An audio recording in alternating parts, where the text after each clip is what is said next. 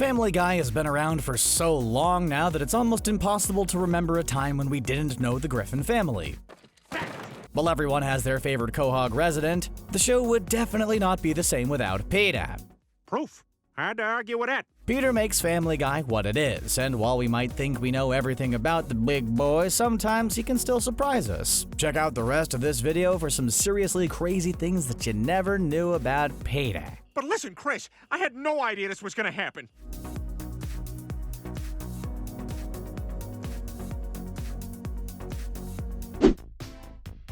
Peter Griffin is such a perfectly fitting name for the central character of Family Guy. But what if all along his real name had been Justin? Well, hang on to your suggestive chins because that is 100% true. Hey, what the hell's going on? In the season 13 episode called Quagmire's Mom, Peter himself learns that his birth name isn't actually Peter. My name isn't Peter, my name is Justin. I'm living a Justin lifestyle. Because on his birth certificate is written Justin Griffin. Huh. Suddenly the truth is revealed that he's been going by his middle name for his entire life. So what does he do? Well, he starts acting like a Justin, of course, because even if his name is different, he's still the same man. But this new Justin version of him becomes a total hipster and winds up getting Quagmire into a ton of trouble. Finally, Lois steps in and says that she's going to change his name back to Peter so that he'll start acting like himself again. Peter, it doesn't change a thing. You're still the exact same person. I beg to differ. And luckily for all of us, it works. After the episode, we never hear about the Justin situation again. But wait, does that make him Peter Griffin now? Because you know what? We like it. No one's more Peter than Peter. I love this guy. This is the funniest guy I've ever met. Seth MacFarlane is responsible for most of the voices on the show, and we have no doubt that if he could do them all, he would. We do Peter, Brian, Stewie, Quagmire, and then a smattering of others. But even though his distinctive voice for the character really does make Peter who he is, he actually isn't the only one to have lent his voice to Peter after all these years. Because Peter's crazy antics have led to some weird situations, other actors have stepped in to take their turn voicing the Family Guy. Like in the season 5 episode No Meals on Wheels, when Family Guy and American Dad favorite Patrick Stewart gave Peter his iconic voice for a deleted scene. Hey, Lois. Sorry about the mess in the upstairs bathroom this morning. In season 7, for the episode Family Gay, Peter volunteers for a number of sketchy medical experiments, one of which sees him injected with the Seth Rogen gene. Doc, are we gonna be much longer? I gotta get some beers with the fellows before I go out on this date. Of course, Rogen came in to record a few scenes of Peter, including his notorious laugh. Lastly, in the season 8 episode Road to the Multiverse, we see multiple versions of the Griffin family. One of these is a Japanese version, which saw Japanese actor Jameson Yang take on not only Peter's voice, but Stewie and Chris as well. While thankfully, Peter isn't like anybody that we know in real life in terms of recklessness, Like it's just you and me, Shadow. he is actually based off of someone who exists in the world. When Seth MacFarlane was building the world of Quahog, Rhode Island, he took inspiration from all sorts of Rhode Islanders for the characters. I declare this land Quahog. But one very specific person for Peter. He based the character off of a man named Paul Timmons. Timmons was actually the security guard at the Rhode Island School of Design where MacFarlane studied animation. He started off by doing light-hearted impressions in order to make his classmates laugh, but the impression quickly turned into a character, and that character became Peter. We're not sure if Mr. Timmons knows that he's responsible for one of the most famous cartoon characters of all time, but we hope that Seth has reached out and let him know. Maybe even threw a tiny bit of his millions and millions of dollars his way as a thank you. Here's a little something for your trouble. You're giving me a cut? Wow, thanks. While Mr. Timmons can take a good amount of credit for Peter's voice, the mastermind behind the whole thing really is Seth MacFarlane. But even he didn't just create the Family Guy we know and love right away. The rest of the character of Peter actually developed from a student film he made as part of his schooling during his time at the Rhode Island School of Design. The short film was called The Life of Larry, all about, well, a guy named Larry, who shows a ton of similarities to Peter. He then followed that up with another film called Larry and Steve, all about Larry and his highly intellectual dog.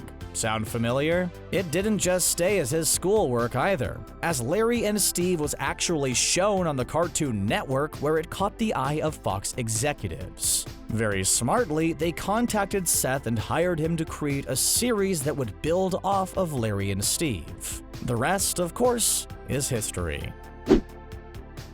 Most cartoons can stay on the air for decades because they follow a very simple rule. Their characters never age. Because of this, they can just reset everything at the end of every episode, no matter how crazy things get. And in the world of Family Guy, things get pretty crazy. There have been some pretty big changes over the years, like Bonnie eventually giving birth and the terrifying few episodes where we thought that Brian might have been gone forever. Even though the residents of Quahog celebrate birthdays, they never actually get any older, and they never change their clothes. Yet, while things tend to always stay the same, some dates and times really don't add up over the years. So much so that Peter's age has actually changed a few times since the show has been on the air. Usually this happens in order for a joke to make sense, or for Peter and Lois's ages and timelines to add up in a way that works with the story. But it does lead to a few inconsistencies. Peter has always been somewhere in his 40s, give or take. This section is optional. I will skip this. When you hear Peter speak, it's a little hard to imagine that he would have a beautiful singing voice. I might not be the brightest guy, but next to them my IQ's high. And yet, since Seth MacFarlane himself is an accomplished singer, Peter has actually proven himself to be quite the musician over the years. The creators of Family Guy love to add musical numbers in their episodes, so much so that they've even been nominated for Grammys. That's with an S. That's multiple Grammys. While it's a little surprising, Peter has a real talent for all kinds of music, as we've seen time and time again since the show began. In Season 4, during the episode Fast Times at Buddy Cianci Junior High, we find out that Peter actually took trombone lessons in high school. I love the trombone! Which he demonstrates by showing off some serious trombone skills in the episode. He sang and played guitar in a handful of other episodes, like the Cleveland Loretta Quagmire and Deep Throats, in which we find out that he and Lois actually had a folk duo back in the day. Once again, in the episode Padre de Familia, we see Peter sing pretty beautifully and play guitar for the troops. Peter isn't always the easiest man to get along with, and because of that, he's made a good number of enemies over the years. But none quite so much as the giant chicken. You know what we're talking about. He and Peter have had their fair share of very long, incredibly violent fights over the years, and they show no sign of stopping anytime soon. What you might not know, however, is that this chicken actually has a name, and it's Ernie. Yep, Ernie the giant chicken. We learned this in a Season 5 episode in which Peter and Ernie set aside their grudge for a brief moment of peace and have dinner together with Lois and Ernie's wife, Nicole. Ernie, if he wants to— Stay out of this! Don't you talk to my wife like that. Oh yeah? What are you gonna do about it? She's the one who lets us in on the chicken's identity, and it seems like the two have finally buried the hatchet. That is, until they both try to be generous and pick up the check, and everything starts all over again. We wonder if these two will ever fully work out their differences. Lucky for them, they live in a cartoon, because we're 100% sure that one or both of them would not have survived some of their more ridiculous battles. Wait, hey, hang on. What are we fighting about? Over the years, Seth MacFarlane has been asked multiple times what his very favorite Family Guy moment is. While it's hard for him to choose because he has so many favorites, he has gone on record to say that there is one moment in particular that he loves. And it's a Peter moment. Seeing as how he voices so many characters and created the rest, he could have chosen any moment from any character. And yet, out of the thousands of bits from every Family Guy episode, he picked one tiny, weird little gag. In the Season 2 episode Da-Boom, the whole of Quahog is readying themselves for Y2K, and features a ton of cutaways because Family Guy. The moment in question is in one of these cutaways in which we see Peter kneeling in front of his TV feeding beans from a can to Tom Selleck during an episode of Magnum P.I. When the screen cuts to Higgins, Peter gets upset and refuses to feed any to the man Selleck is talking to. Here, Tom Selleck. Come on. Down the hatch.